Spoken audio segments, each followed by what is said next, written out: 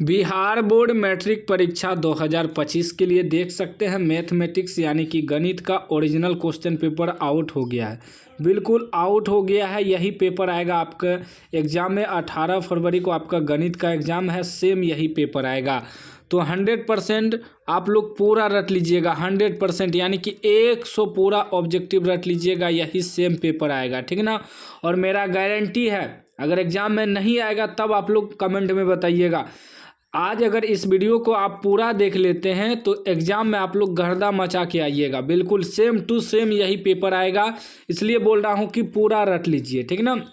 एक भी प्रश्न आपका छूटना नहीं चाहिए। सेम ओरिजिनल पेपर है, सेम यही पेपर आएगा, ठीक है ना। सारा ऑब्जेक्टिव प्रश्न यहीं से रहेगा। 1 से 100 तक ऑब्जेक्टिव रहेगा। मात्र आपको 50 ऑब्जेक्टिव का आंसर देना है, लेकिन मैं आपको पूरा 100 में 100 सॉल्यूशन करके बताऊंगा ताकि आप लोग पूरा गर्दा मचा सके 18 फरवरी को और 100 में 100 नंबर ला सके, ठीक है ना। चलिए फटाफट सभी को सॉल्यूशन करते जाएंगे, आंसर भी आप लोगों को बताते जाएंगे, ठीक है ना। पहला प्रश्न आपका कह रहा है कि निम्नलिखित में कौन परिमेय संख्या है। निम्नलिखित में कौन परिमेय संख्या है। तो परिमेय संख्या वही होता है जो रूट से बाहर निकल जाए। जैसे कि यहाँ देखिए एक रूट में है 4, रूट 4 है तो इसका मतलब 4 का वर्गमूल 2 निकल जाएगा। तो रूट से बाहर निकल गया तो सी राइट आंसर हो जाएगा, परिमेय संख्या, ठीक है ना। सी आपका क्या हो जाएगा, परिमेय संख्या। जो रूट से बाहर निकलता है वह परिमेय संख्या हो जाता है, ठीक है ना। चलिए हल करते जाऊंगा और आपको समझाते जाऊंगा, ठीक है ना। दूसरा प्रश्न करें, यदि m एक पूर्णांक है तो प्रत्येक विषम पूर्णांक का रूप है। विषम पूर्णांक का रूप जो हो जाएगा आपका वह हो जाएगा 2m + 1। क्यों, देखिए अगर हम m बराबर 1 या 1 2 3 रखते हैं तो देखिएगा सारा विषम संख्या निकलेगा, ठीक है ना। जैसे कि 2m + 1, m की जगह 1 रखेंगे +1 तो क्या हो जाएगा, 2 × 2 1 3 आ जाएगा। फिर 2 + m की जगह 2 रखते हैं +1 क्या आ जाएगा, 2 दूनी 4 1 5। उसके बाद फिर 2 + 3 रखते हैं m की जगह +1 तो 2 तिया 6 1 7। देखिए सारा विषम संख्या आ रहा है तो इसका मतलब विषम संख्या पूर्णांक का जो रूप होगा 2m + 1 होगा, याद कर लीजिएगा, ठीक है ना।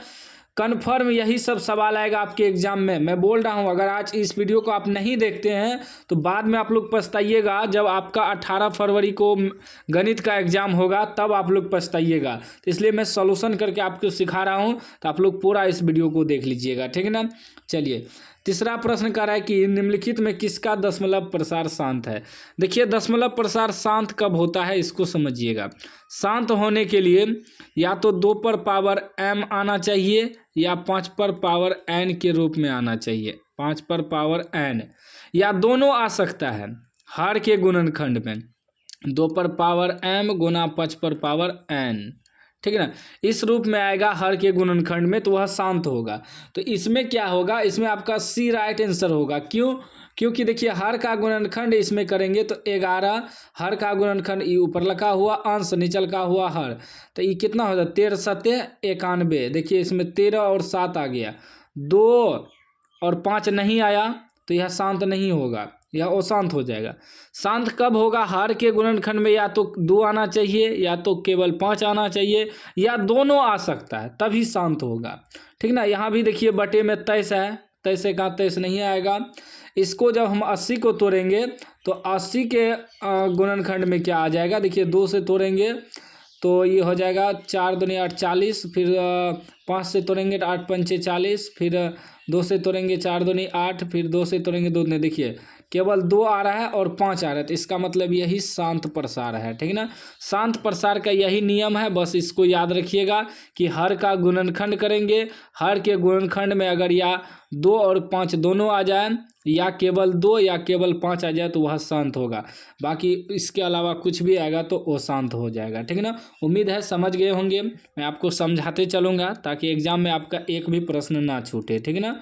चलिए चौथा प्रश्न देखिए क्या कर रहा है, कह रहा है कि 0.87 पे वार लगा हुआ है बराबर। तो इसमें क्या करेंगे, तो देखिए क्या है 0.87 7 पे वार लगा हुआ है। तो सबसे पहले ऐसे समझिए कि इसका दशमलव उड़ाएंगे तो कितना हो जाएगा, 87/100 होगा, ठीक ना, क्योंकि 2 दशमलव के बाद 2 अंक है तो 1 पे डबल शून्य। फिर नीचे घटाएंगे, नीचे वह घटाएंगे जो बार लगा हुआ है, ठीक ना, वार।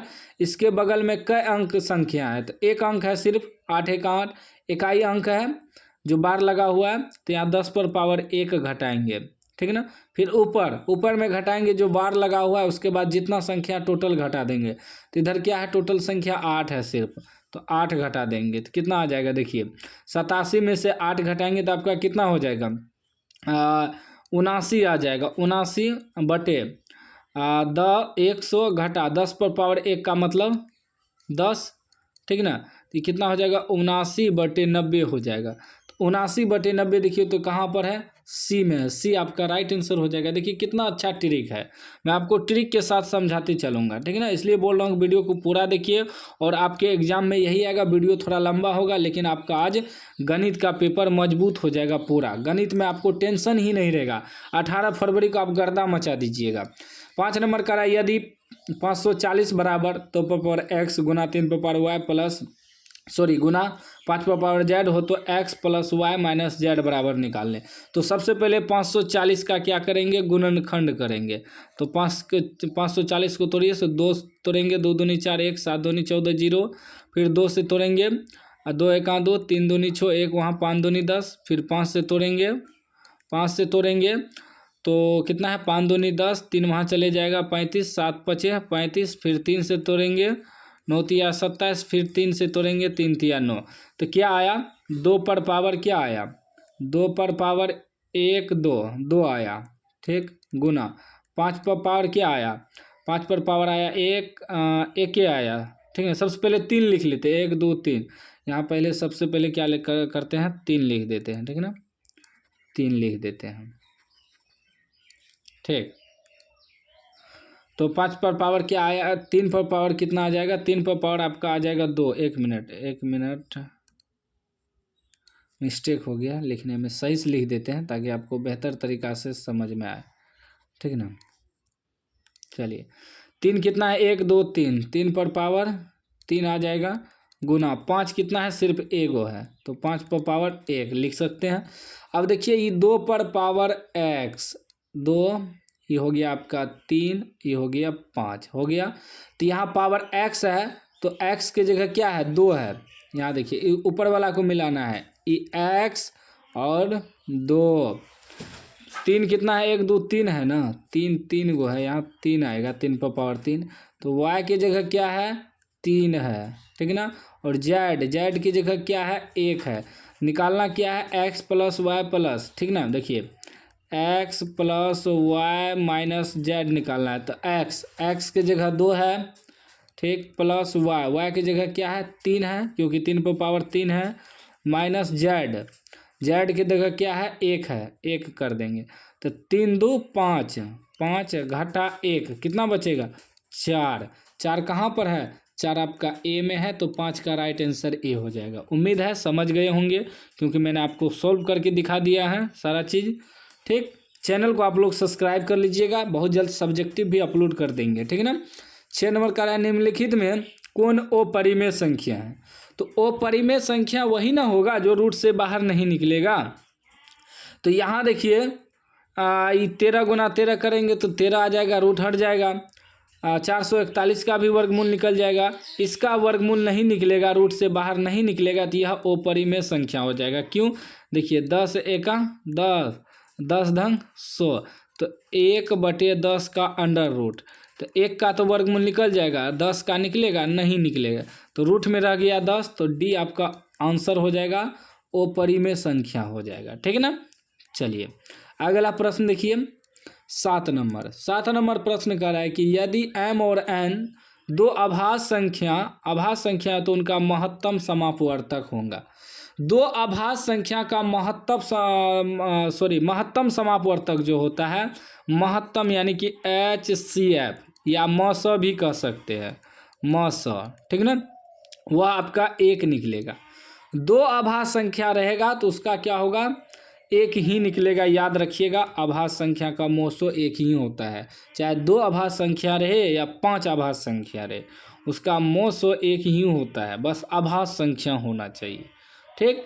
तो एक राइट आंसर हो जाएगा। चलिए 8 नंबर प्रश्न कह रहा है कि दो संख्याओं का गुणनफल 2366 है और उनका लघुत्तम समापवर्तक 182 है, तो महत्तम समापवर्तक होगा। देखिए दो संख्याओं का गुणनफल, तो दो संख्या हम मान लेते हैं, एगो ए गुना बी, यही हुआ ना गुणनफल, बराबर होता है एलसीएम गुना एचसीएफ, ठीक ना। तो दो संख्या यहाँ दिया है हमको 2366 बराबर एलसीएम यहाँ दिया हुआ है लघुत्तम समापवर्तक 182 गुना एचसीएफ मतलब महत्तम समापवर्तक, ई निकालना है। तो जब एचसीएफ बराबर निकालेंगे तो 182 इसके बटे में आ जाएगा, यानी कि 2366 बटे 182 बराबर एचसीएफ। अब इसको भाग देना है, भाग देने के बाद आपका आंसर जो भी निकल जाएगा, आपका आंसर जो है निकल जाएगा 13 बार में पूरा कट जाएगा, 2366 ए राइट आंसर हो जाएगा, ठीक ना। आप लोग कटा लीजिएगा, ठीक ना, एक बार अपने से भी। चलिए समझ गए हम। चलिए 9 नंबर प्रश्न कर रहा है कि निम्नलिखित में किसका दशमलव प्रसार शांत है। निम्नलिखित में किसका दशमलव प्रसार शांत है, तो दशमलव प्रसार शांत हो जाएगा डी हो जाएगा। हम अभी तुरंत बताए थे कि जिसके हर के गुणनखंड में अशांत कर रहा है, अशांत, ठीक ना, मिस हो गया, अशांत कर रहा है ना। किसका दशमलव प्रसार अशांत है, तो शांत के लिए हम बताए थे अभी तुरंत, शांत क्या होगा, यदि 2 पर पावर m या 5 पर पावर n आ जाए हर के गुणनखंड में, या 2 पर पावर m गुना 5 पर पावर n आ जाए, या तो ये दोनों अलग अलग आ जाए या दोनों एक साथ हो जाए तो शांत होगा, ठीक ना। इसके अलावा कुछ भी आएगा तो वो शांत हो जाएगा। तो 40 को तोड़ेंगे तो 8 पंचे 40, 5 और 2 आ जाएगा। 160 को तोड़ेंगे तो इसमें भी 2 आ जाएगा। 200 को तोड़ेंगे इसमें भी 2 5 आ जाएगा। तो यही 141 जो है जिसको तोड़ेंगे तो इसमें 2 5 नहीं आएगा, इसके अलावा आ जाएगा। तो डी आपका क्या हो जाएगा, राइट आंसर हो जाएगा कि ओ शांत है। डी वाला ऑप्शन क्या है, ओ शांत है 13/441, ठीक ना। चलिए अगला प्रश्न देख लेते हैं, आंसर डी हो जाएगा इसका, ओ शांत। उसके बाद आपका 10 नंबर का है, यदि p बराबर ए बी क्यूब तथा q बराबर a पर पावर 4 b तथा जहां p q धनात्मक पूर्णांक है a b अभाज्य संख्या हो, तो p और q का लघुत्तम समापवर्तक, यानी कि एलसीएम हमें कर निकालने। तो एलसीएम कैसे निकालते हैं, जो सबसे ज़्यादा पावर होता है उसी को लिखते हैं। तो इसमें a में देखिए a और a पर पावर 4, तो ये सबसे ज़्यादा है तो इसको लिखेंगे a पर पावर 4 गुना फिर b और b क्यूब, तो सबसे ज़्यादा पावर b क्यूब है तो b क्यूब लिखेंगे। एलसीएम में यही होता है, जो जिस पे सबसे ज़्यादा पावर होता है वही लिखा जाता है। तो 10 का राइट आंसर क्या हो जाएगा, सी हो जाएगा, a पर पावर 4 और b क्यूब, ठीक ना। यही होगा आपका राइट आंसर, एलसीएम निकल जाएगा लघुत्तम समापवर्तक, ठीक ना। चलिए अगला प्रश्न देख लीजिए 11 नंबर, कह रहा है कि निम्नलिखित में कौन सा युग्म सह अभाज्य संख्या है। सह अभाज्य संख्या वह होता है जिसका एचसीएफ 1 निकले, ठीक ना, 1। तो एचसीएफ इसमें देखिए 1 क्या निकलेगा, तो वह आपका हो जाएगा 16 9, बी राइट आंसर हो जाएगा 11 का सह अभाज्य संख्या। सहभाज्य संख्या का मतलब यह भी होता है जिसमें अलग अलग संख्या से भाग लगे, या तो 1 से भाग लगे या खुद संख्या अलग अलग संख्या से भाग लगे, ठीक है ना, सेम संख्या से भाग ना लगे। जैसे कि 9 को तोड़ेंगे तो 9 को 3 तिया 9 लिखेंगे, 3 तिया 9 से टूटेगा और 1 भी आएगा, 3 तिया 9 1 9। 16 को तोड़ेंगे तो 4 चौके 16 1 1। अब देखिए ये अलग संख्या से टूटा, ये अलग संख्या से, लेकिन 1 आ रहा है तो एचसीएफ 1 आया ना, तो वही होता है सहभाज्य संख्या। जैसे कि अगर 15 45 को तोड़ेंगे तो 3 3 से दोनों टूट जाएगा। 21 और 105 को तोड़ेंगे तो ये भी 3 से टूट जाएगा। 14 और 84 को तोड़ेंगे तो ये भी 2 2 से टूट जाएगा। तो कॉमन 2 नहीं आना चाहिए, सिर्फ 1 आना चाहिए, ठीक ना। वही होता है सहभाज्य संख्या, जो कि अलग अलग संख्या से भाग लगे, या तो केवल 1 से भाग लगे या अलग अलग संख्या से भाग लगे, उसी को सहभाज्य संख्या कहा जाता है। सेम संख्या से भाग ना लगे। देखिए ये अलग संख्या 3 से लग रहा है, 4 से लग रहा है, तो अलग अलग संख्या हो गया, सेम से नहीं लगा, तो वही होता है सहभाज्य संख्या, ठीक ना। उम्मीद है समझ गए होंगे। चलिए 12 नंबर प्रश्न आपका क्या कह रहा है, 12 नंबर कह रहा है कि इतना को पी बाय क्यू के रूप में लिखने के लिए, यानी कि इसको तोड़ना है। अब जैसे दिया है कि 0.3125, इसका दशमलव उड़ाएंगे तो क्या आएगा बटे में, 1 2 3 4, 1 पे 4 शून्य, 4 शून्य। इसको कटाएंगे, 5 से कटाइए तो 5 से कटाएंगे 6 पंचे 30, 12 6 दूनी 5 दूनी 10, 5 2 पचे 25, 5 से कटाए हैं, इसको 5 से कटाएंगे तो 5 दूनी 10, ठीक है ना, 00, फिर 5 से कट जाएगा, फिर 5 से कटाएंगे तो 5 एका 5, एक यहाँ चले जाएगा 12, 5 दूनी 10, फिर 2 वहाँ पचे 25, 5 से इसको भी कटाइए, 4 पंचे 20, 40, फिर कटाइए तो 4 पंचे 20, हाँ एगो 0, फिर कटेगा, फिर कटाएंगे 5 से तो 5 दूनी 10 पचे 25, फिर कटाएंगे 5 से तो 8 पंचे 40, ठीक है ना, 25/8, 25/8 कैसे आ गया, ठीक ना, यहाँ मिस्टेक हो गया लगता है कटाने, 5 दूनी 10, डबल शून्य निकला, लगेगा, फिर 5 से कटाएं तो 5 एका 5, 5 से कटाएं 5 चौके 20, 0। इसका जो आंसर है ना, एक बार कटा लीजिएगा, वैसे ही कटाना है, बी निकलेगा आंसर। 5/16 निकलना चाहिए आंसर, ठीक है ना, 5/16 आंसर आएगा इसका, ठीक, बी आंसर निकलेगा इसका। फिर से एक बार कटाते हैं, 1 मिनट, देखिए अब फिर से कटाते हैं एक बार, ठीक ना।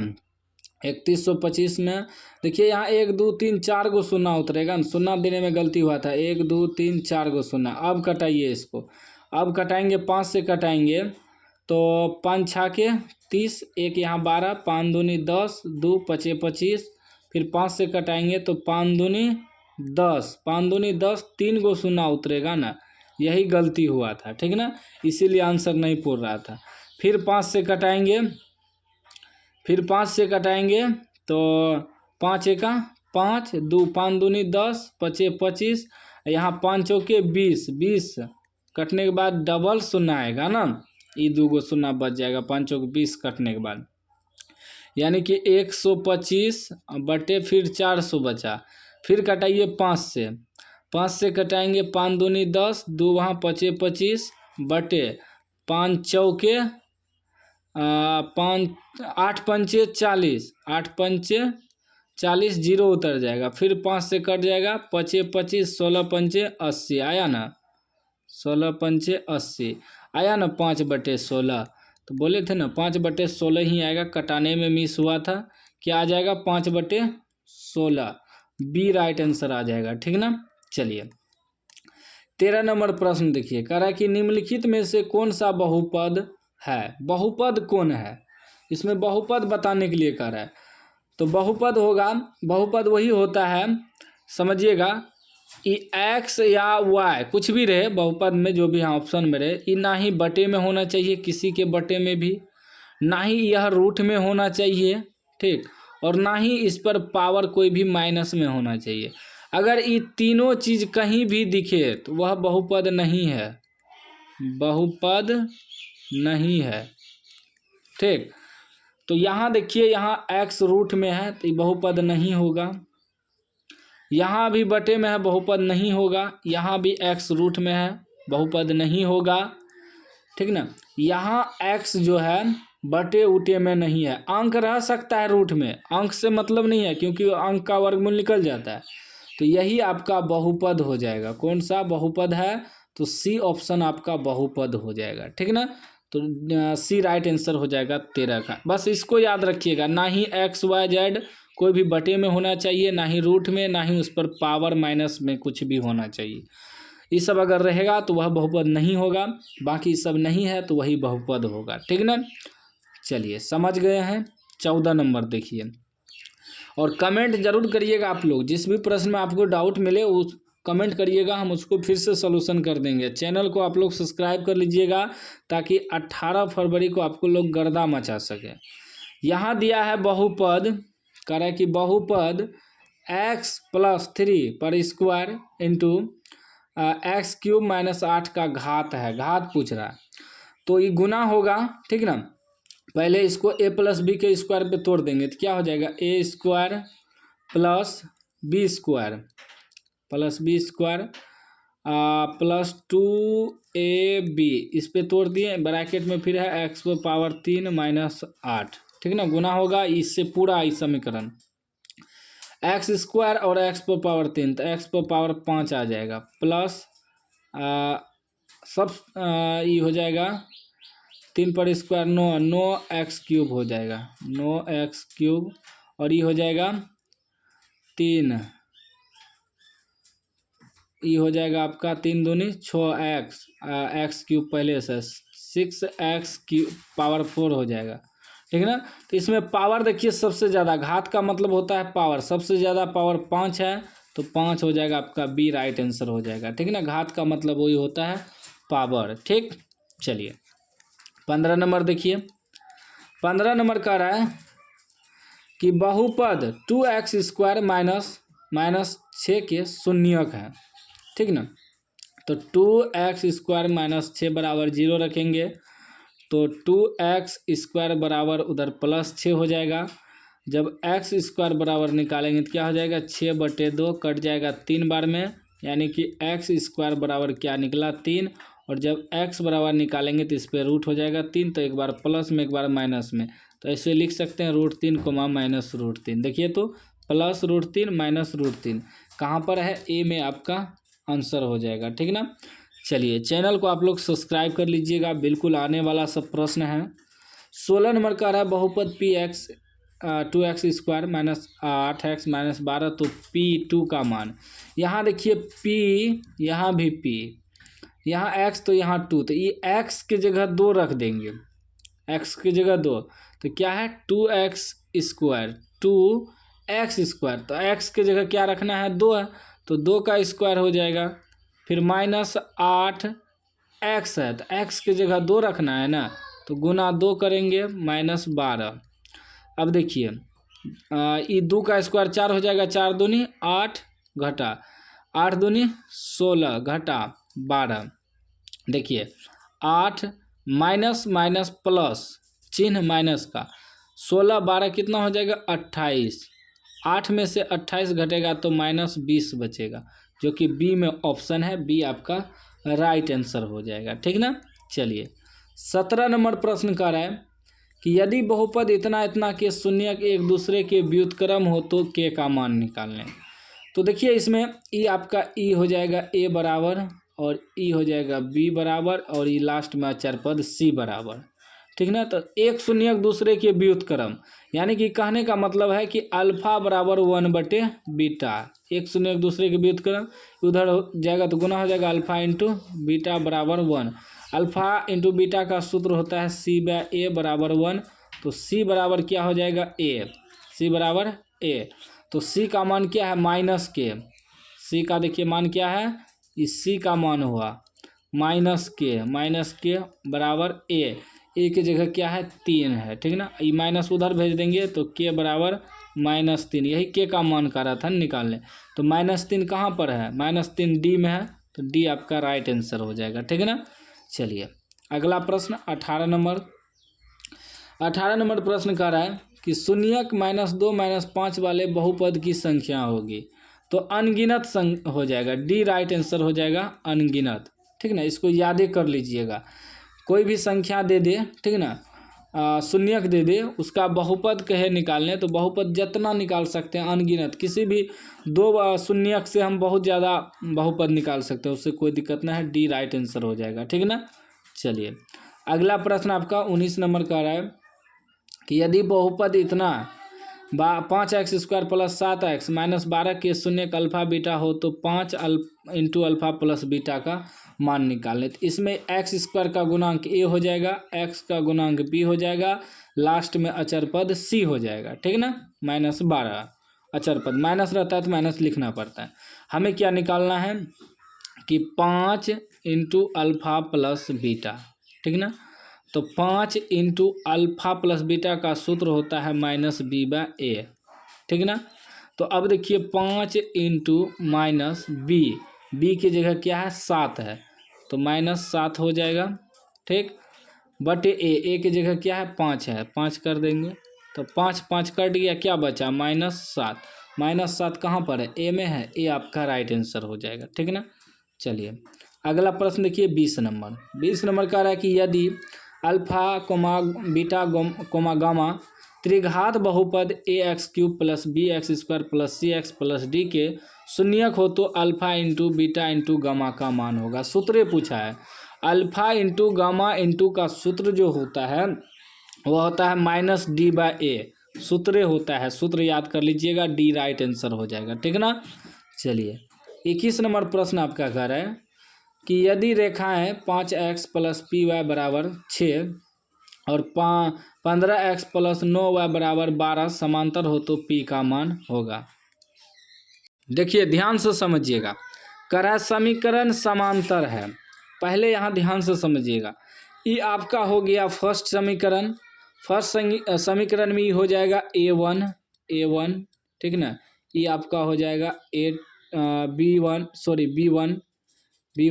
c1, ठीक ना, समीकरण 1 में। समीकरण 2 में क्या होगा, ये हो जाएगा a2, ठीक ना, x का गुणांक, y का गुणांक b2 और लास्ट में अचर पद c2। तो समांतर कब होता है, समांतर होता है यदि a1/a2 बराबर b1/b2 बराबर नहीं होगा c1/c2, तब समांतर होगा। कब होता है समांतर, a1/a2 बराबर b1/b2 बराबर नॉट c1/c2, तब समांतर होगा, ठीक ना। अब a1 कितना दिया है 5 दिया है, ठीक ना, बटे a2 कितना है 15 है, ठीक, बराबर b1/b2 कितना है p है, ठीक है, p का मान निकालना है ना, बटे b2 कितना है 9 है, बराबर नोट c1/c2 कितना है 6 है, बटे c2 कितना है 12 है। अब या तो ई दोनों को बराबर में रख के आप हल करिए या ई दोनों को रख के हल करिए। तो हम ई दोनों को रख के हल करते हैं तो p गुना 15 करेंगे तो कितना हो जाएगा 15p बराबर 9 बचे 45, कटाइए तो 15 से 45, p बराबर कितना निकला 3, p बराबर 3 निकला, यानी कि ए आपका राइट आंसर हो जाएगा, ठीक ना, समझ गए। चलिए नेक्स्ट प्रश्न देखिए 22 नंबर क्या कह रहा है, कह रहा है यदि दो चरों में दो रेखिक समीकरणों के आलेख प्रतिच्छेदी रेखाएं हो तो हलों की संख्या होगी। हलों की संख्या क्या होगी, तो वह हो जाएगा सिर्फ एक हल, ठीक ना। यदि रेखिक समीकरण प्रतिच्छेदी रेखा होता है तो सिर्फ एक हल होता है, बी राइट आंसर हो जाएगा, ठीक ना। चलिए अगला प्रश्न देख लीजिए 23 नंबर प्रश्न कह रहा है कि यदि 5x - 8y बराबर 0 तथा 10x - 18y बराबर 0 तो एक्स वाई का मान। तो देखिए इसको समीकरण 1 मान लेते हैं, 5x - 8y बराबर 0, इस समीकरण क्या है 1 है, ठीक ना, समीकरण 1। और ये क्या है 10x - 18y बराबर 0, इधर भी 0 इधर भी 0, इसको मान लेते हैं समीकरण 2, ठीक ना। अब देखिए x को हम अगर कटाएंगे तो y का मान निकलेगा, तो x को कटाने के लिए 2 से गुना करना होगा, क्योंकि तभी तो 5 दूनी 10 होगा। तो क्या हो जाएगा 10x - 8 दूनी 16y बराबर 0, ये हो जाएगा आपका 10x, समीकरण 2 को कुछ नहीं किया है, -18y बराबर 0।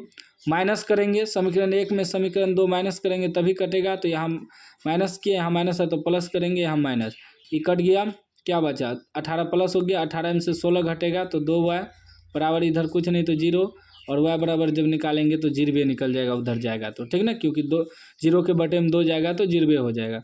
फिर यही y का मान समीकरण 1 में रख देते हैं, समीकरण 1 है 5x - 8y बराबर 0, तो 5x - 8y की जगह 0 रखेंगे बराबर 0, तो 5x बराबर क्या हो जाएगा, इधर 0 हो जाएगा, क्योंकि 8 को 0 से गुना करेंगे 0 होगा, तो x बराबर भी निकालेंगे तो 0/5 यानी कि 0।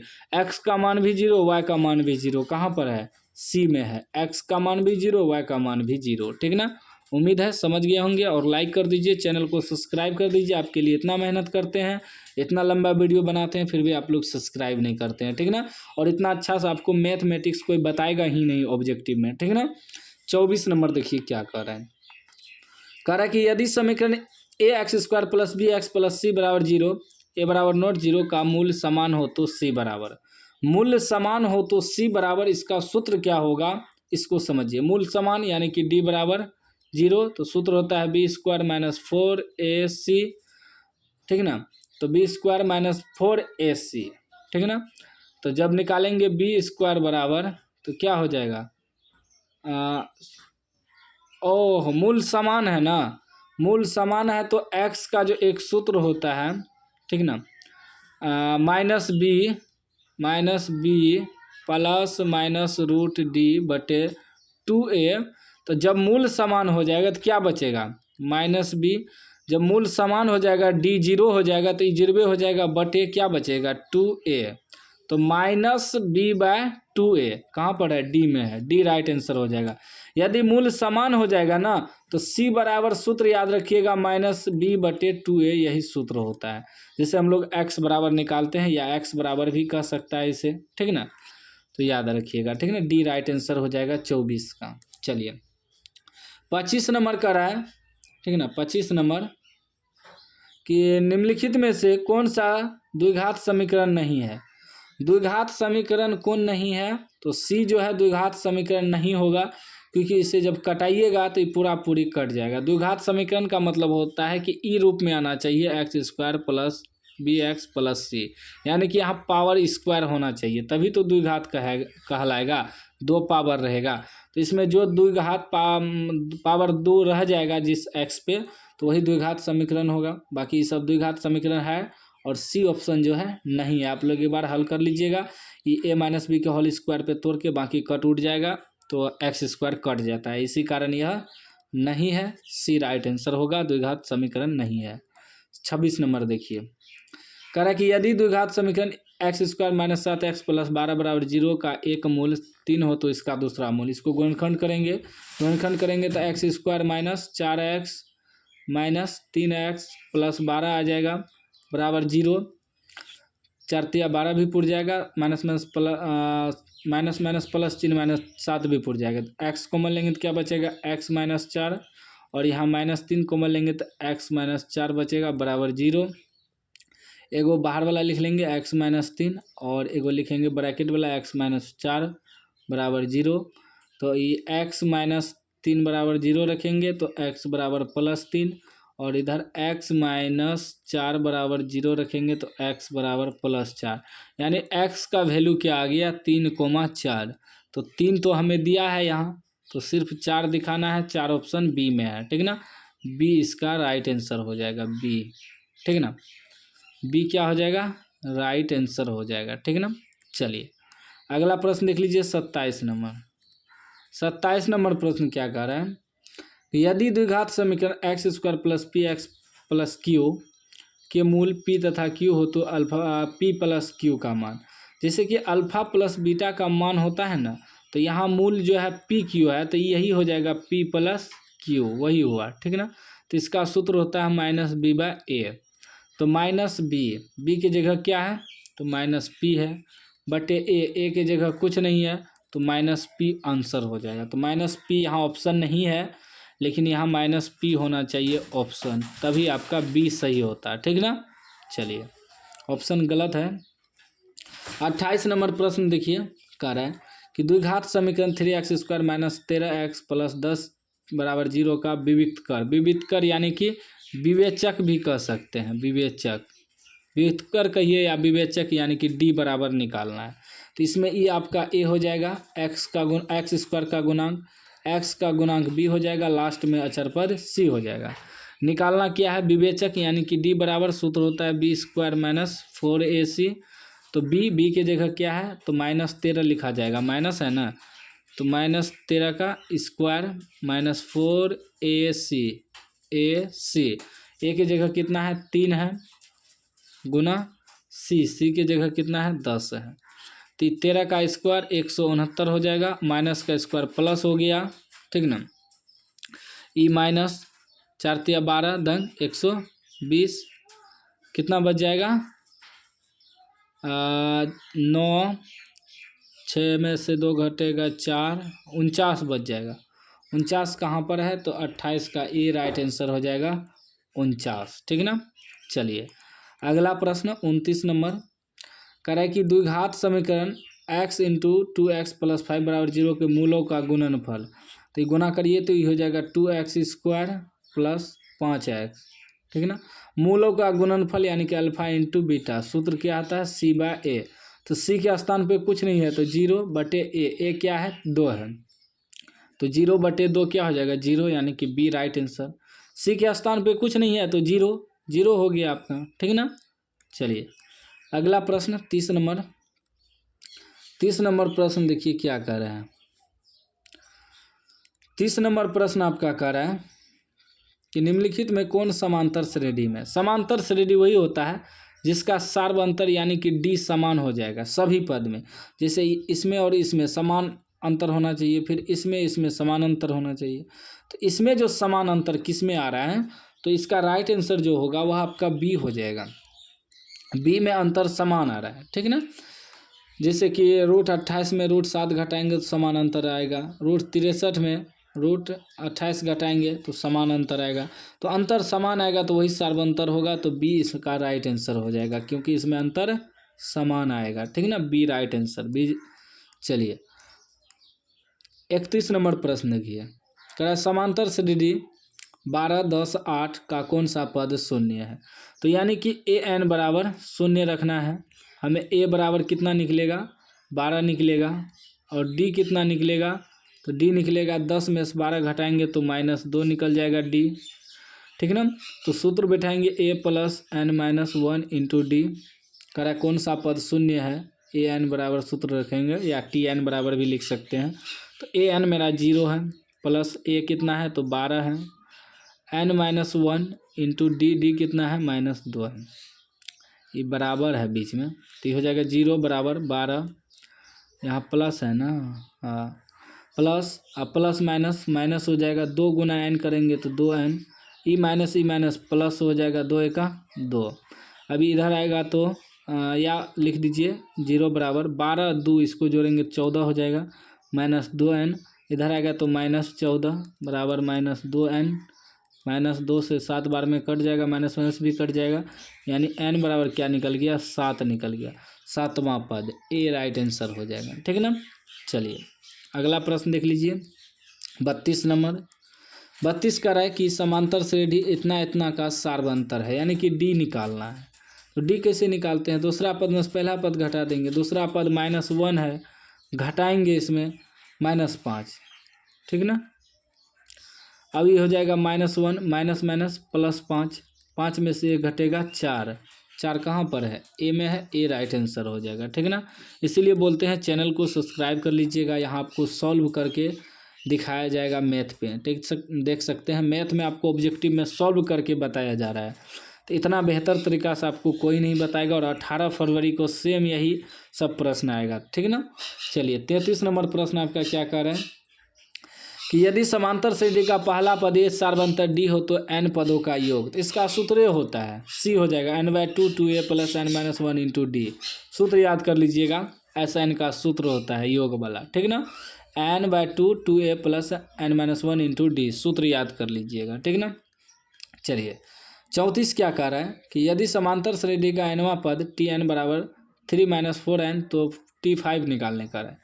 देखिए tn बराबर हमें क्या दिया है, tn को an भी लिख सकते हैं, 3 - 4n, तो यहाँ n है इसीलिए यहाँ n से गुना है, हमें निकालना है t5 तो बराबर क्या हो जाएगा 3 - 4 गुना कर देंगे 5 से, क्योंकि यहाँ n की जगह 5 है, यहाँ n था इसलिए n था, यहाँ 5 है तो 5 से गुना होगा, तो कितना हो जाएगा 3 घटा 5 के 20, 3 में से 20 घटेगा तो -17, -17 कहाँ है ए में है, ये राइट आंसर हो जाएगा, बहुत आसान सब सवाल है, ठीक ना। चलिए 35 नंबर देखिए, कह रहा है यदि समांतर सदिश का सामान्य पद 17 घटा 5 n है तो इसका सार्वंतर। तो इसमें क्या करते हैं कि n बराबर आपको अपने मन से 1 2 कम से कम 2 अंक तक रखना है। 3 4 भी रख सकते हैं, 3 भी रख सकते हैं, 4 भी अपने मन से, इस तरह के सवाल में। तो हमें क्या दिया है कि 17 घटा 5 n, ठीक है ना। तो n बराबर 1 रखते हैं, तो 17 घटा 5 n के जगह 1 रखेंगे तो क्या हो जाएगा, 17 घट जाएगा 5 एका 5, तो कितना बचेगा, 17 में से 5 घटेगा तो आपका 12 5 17 12 बच जाएगा। फिर n बराबर 2 रखते हैं तो ये हो जाएगा 17 घटा 5 गुना n की जगह 2 रखेंगे तो 17 में घट जाएगा 5 दूनी 10 तो 7 बचेगा। अब 2 पद मालूम हो गया तो ये दूसरा पद हुआ, ये पहला पद हुआ। पहला पद आपका 12, दूसरा पद 7, 2 पद मालूम हो गया तो दूसरा पद में पहला पद घटाएंगे तो d निकल जाएगा, यानी कि सार्वंतर 7 घटा 12 तो कितना निकलेगा, 7 में से 12 घटेगा -5, -5 कहाँ पर है तो बी में है। बी आपका राइट आंसर हो जाएगा 35 का, ठीक है ना। इस प्रकार निकालना है सार्वंतर। चलिए 36 नंबर का रहा है प्रथम n विषम प्राकृतिक संख्याओं का योगफल। प्रथम n प्राकृतिक विषम संख्या का योग मांग रहा है, वह आपका हो जाएगा n², ठीक है ना, n² d हो जाएगा। योगफल कह रहा है ना, d इसका राइट आंसर हो जाएगा, याद कर लीजिएगा, ठीक है ना। चलिए 37 नंबर प्रश्न देखिए क्या कह रहा है। 37 नंबर कह रहा है कि यदि 18, x, y, -3 समांतर श्रेणी में हो तो x + y का मान निकालना है। दोनों क्या है, समांतर श्रेणी में है, ठीक ना। अब समांतर श्रेणी में है तो इसका आंसर आपका क्या निकलेगा, इसका आंसर डी निकल जाएगा 15, ठीक ना। समांतर श्रेणी में है तो x + y का मान ऐसे भी निकाल सकते हैं, ई दोनों का डी बराबर ई दोनों का डी, ठीक ना। देखिए करना क्या है, इस तरह का सवाल अगर आपको दे तो समांतर श्रेणी में होगा तो सबका समानांतर बराबर होगा, समानांतर यानी कि डी सबका बराबर होगा तो इसका डी बराबर इसका डी रखेंगे। कहने का मतलब हुआ कि अगर हम डी निकालते हैं तो कैसे निकालते हैं, दूसरा पद में पहला पद घटाते हैं तो x में 18 घटाएंगे बराबर इसका सार्वंतर और इसका सार्वंतर, ई दोनों का सार्वंतर, तो इस पद में से इस पद को घटाएंगे तो -3 में घटाएंगे y, तो दोनों का सार्वंतर बराबर होगा तो ये हो जाएगा x, और x + y निकालना है तो y वाला इधर आ जाएगा तो माइनस है तो प्लस y हो जाएगा बराबर, उधर क्या बचा -3, आई माइनस में उधर जाएगा तो +18 हो जाएगा। तो अब देखिए x +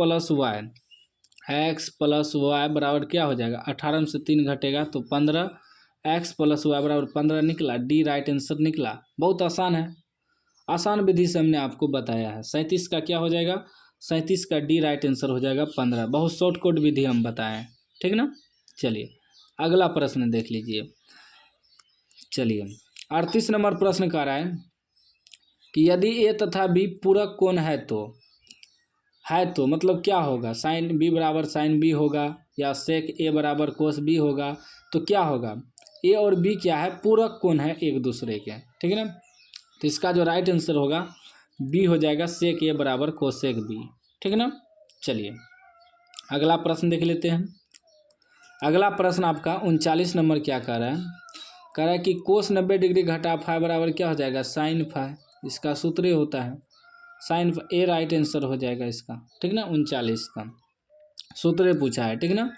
40 नंबर प्रश्न देखिए। 40 नंबर कह रहा है कि cos square 27 degree minus sine square 63 degree, ये दोनों मिला के 90 पूरा है तो एगो चेंज कर देंगे, इसको लिखेंगे कोस स्क्वायर 90 घटा 63 डिग्री, ठीक है ना। तो 90 में से 63 घटाएंगे 27 डिग्री हो जाएगा, माइनस साइन स्क्वायर 63 डिग्री, ठीक है ना, लिख दिए यहाँ। अब देखिए साइन कोस स्क्वायर 90 डिग्री घटा थीटा बराबर क्या होता है, साइन थीटा, तो साइन स्क्वायर थीटा की जगह 63 डिग्री माइनस डिग्री है, ठीक है ना, माइनस साइन स्क्वायर 63 डिग्री, ठीक है ना।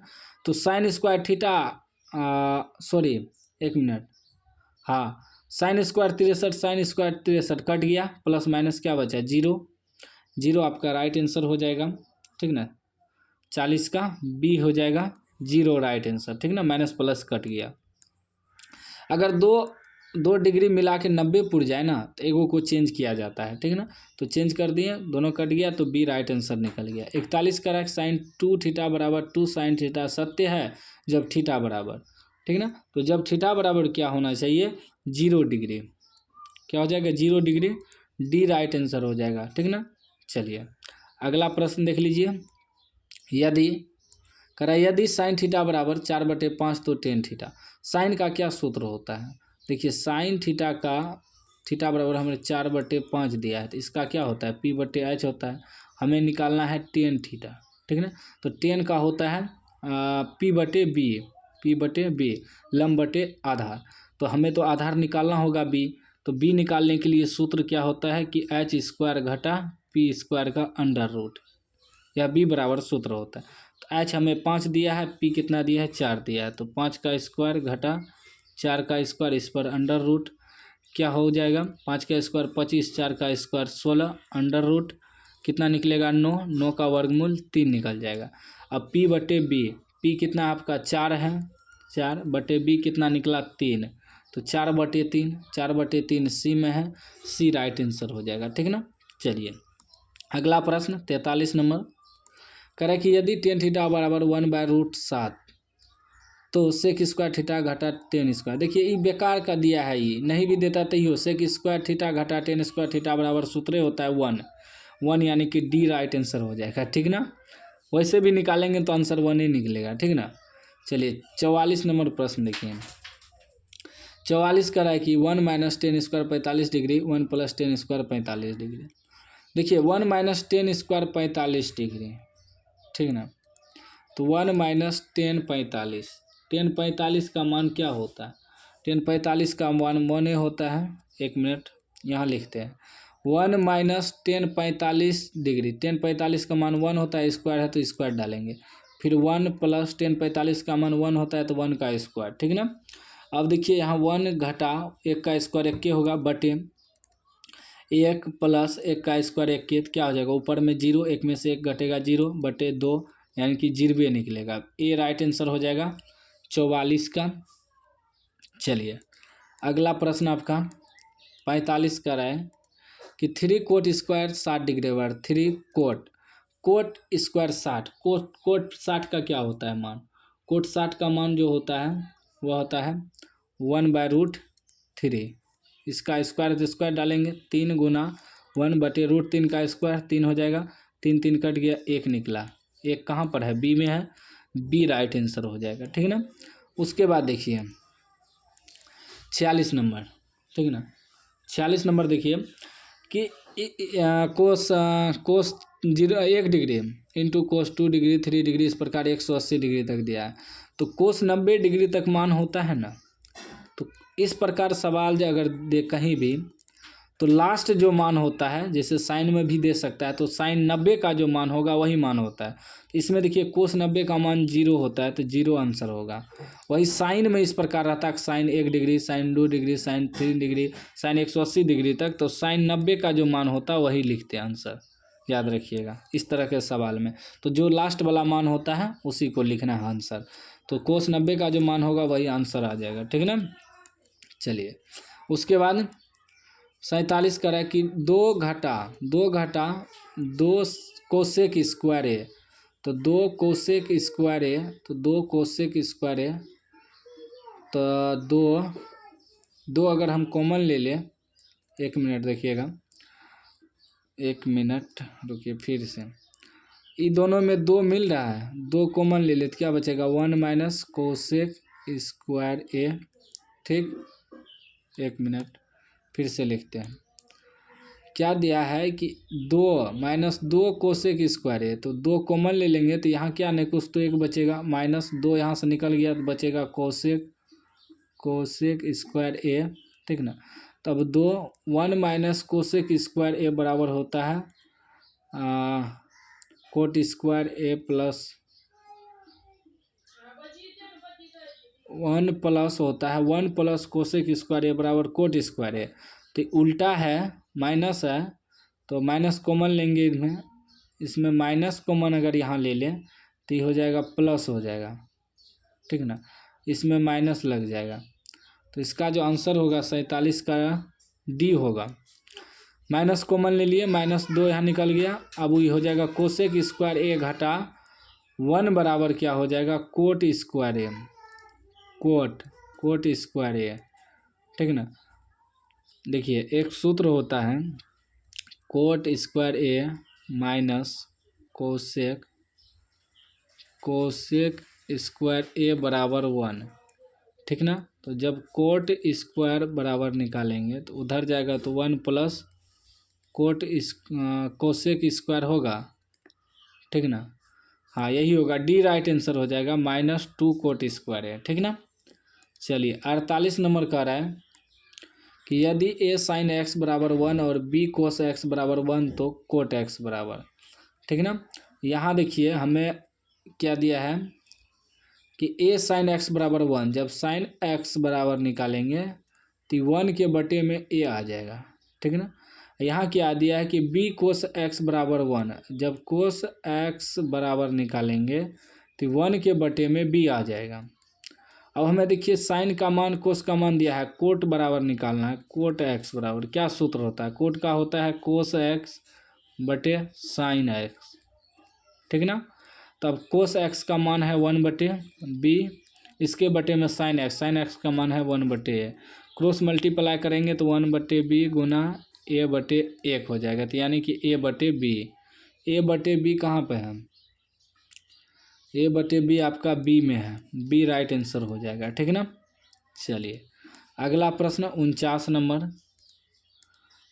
नंबर प्रश्न कर रहा है कि sine square 45 degree plus cos square 45 degree -1, sine 45 का मान क्या होता है 1/√2, इसका स्क्वायर प्लस कोस 45 का भी मान 1/√2 का स्क्वायर -1, ठीक ना। अब 1 का स्क्वायर 1, √2 का स्क्वायर 2, प्लस 1 का स्क्वायर 1, √2 का स्क्वायर 2, -1, एलसीएम 2 आ जाएगा तो ये हो जाएगा 1 + 1 -2 का 2, क्या आ जाएगा कि 1 1 2 -2 बटे 2 यानी कि 0 बटे 2 यानी कि 0 हो जाएगा।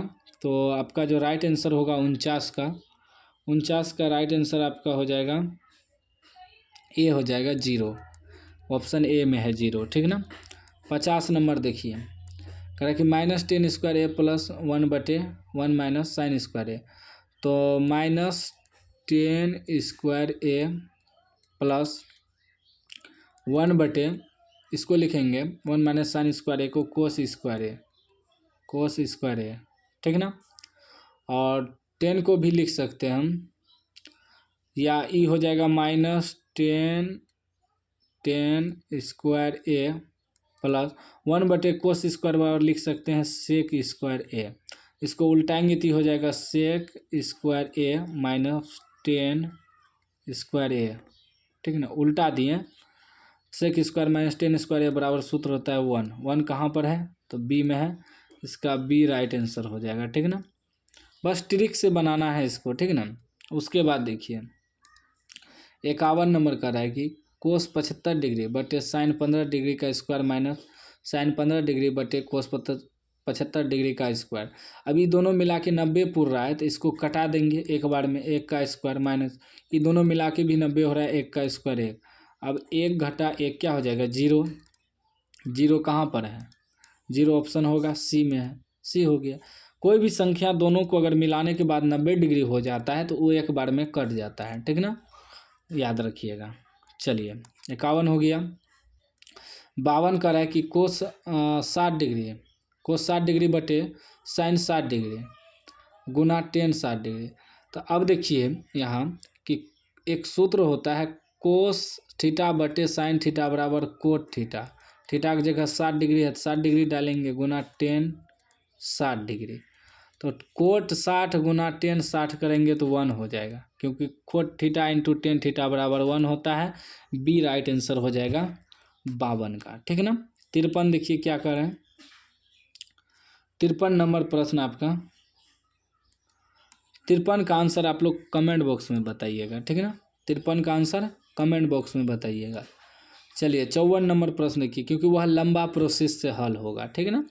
इसीलिए हम 53 का छोड़ दिए हैं।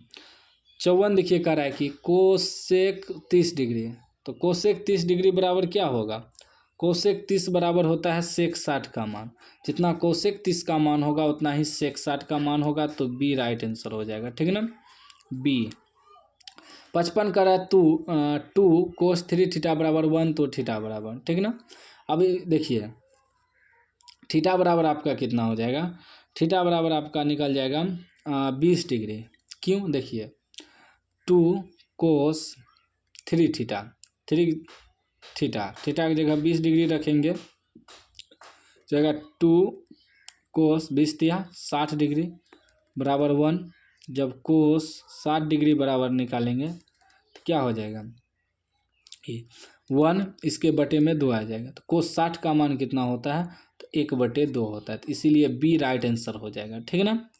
चलिए 56 नंबर देखिए प्रश्न, 56 नंबर का है यदि साइन बी बराबर ए बाय बी तो कोस बी बराबर, तो हमें क्या दिया है कि साइन बी बराबर ए बाय बी, तो क्या होता है पी बटे एच सूत्र होता है साइन का, पी और एच मालूम है, निकालना क्या है कोस बी का होता है बी बटे एच, तो हमें बी चाहिए ना, तो बी यहाँ से निकाल लेंगे। बी बराबर क्या सूत्र होता है कि एच स्क्वायर घटा पी स्क्वायर का अंडर रूट, बी बराबर ये बी है, ठीक है ना। तो एच हमें कितना दिया, एच हमें बी दिया है, तो बी का स्क्वायर माइनस पी की जगह कितना दिया, ए दिया है, तो ए का स्क्वायर अंडर रूट, ये आपका बी का मान हो गया। तो यहाँ देखिए बी का मान आपका क्या हो गया कि बी स्क्वायर माइनस ए स्क्वायर का अंडर रूट बटे एच कितना दिया है, बी दिया है, तो ऑप्शन देखिए तो बी स्क्वायर माइनस ए स्क्वायर बटे बी यहाँ है, यहाँ आपका आंसर हो जाएगा 56 का ए, ठीक है ना। चलिए अगला प्रश्न देखिए 57 नंबर का रहा है कि यदि 10a प्लस कोट ए बराबर 2 तो 10 स्क्वायर ए प्लस कोट स्क्वायर ए का मान निकाल लें। तो इसमें क्या करेंगे, दोनों तरफ स्क्वायर कर देंगे, स्क्वायर करेंगे तो ये हो जाएगा 10a प्लस कोट ए का होल स्क्वायर, कोट है यहाँ कोट, ठीक है ना। एक मिनट फिर से लिखते हैं, दोनों तरफ वर्क करेंगे, यानी कि यहाँ भी इसका भी स्क्वायर और इसका भी स्क्वायर। अब क्या हो जाएगा ए प्लस बी का होल स्क्वायर, तो क्या होता है ए स्क्वायर यानी कि 10 स्क्वायर ए स्क्वायर प्लस बी स्क्वायर यानी कि कोट स्क्वायर ए प्लस 2ab, 2a के जगह 10a into B cot A बराबर ई 2 का स्क्वायर कितना हो जाएगा, 4 हो जाएगा।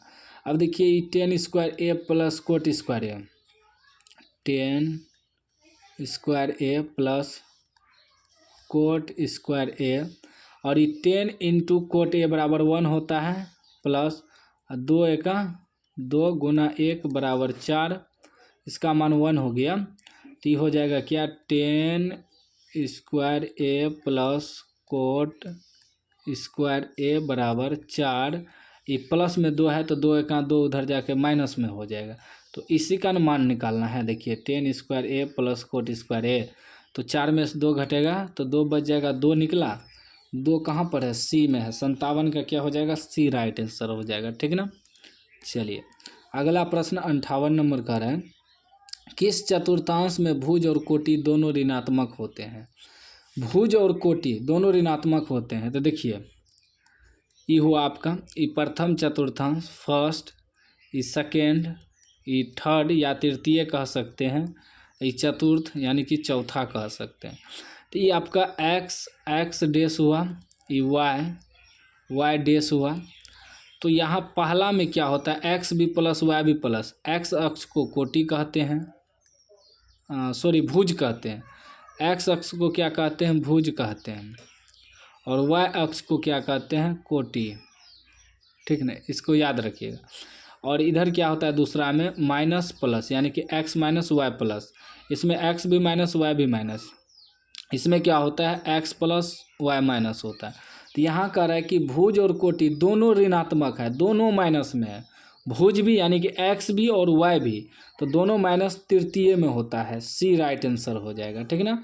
चलिए अगला प्रश्न देख लीजिए 59 नंबर का है कि बिंदुओं इतना और इतना के बीच की दूरी, तो बीच की दूरी आसान है, ये आपका हो जाएगा x1, ठीक, ये y1 और ये x2 ये y2। सूत्र होता है x1 घटा x2 का होल स्क्वायर प्लस y1 घटा y2 का होल स्क्वायर, इसका अंडर रूट, यही सूत्र होता है।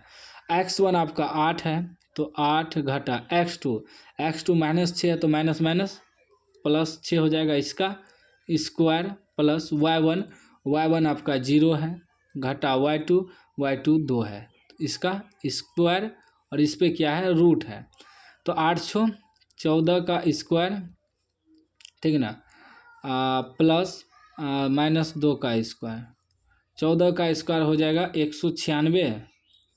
हाँ 196 प्लस 2 का स्क्वायर 4, यानी कि 200 हो जाएगा। रूट में 200 का वर्गमूल निकलेगा 10 दंग 100, यानी कि 10 रूट 2 यानी कि बी राइट आंसर हो जाएगा, ठीक ना। चलिए 60 नंबर प्रश्न कह रहा है कि x अक्ष और y अक्ष के प्रतिच्छेदन बिंदु को कहा जाता है।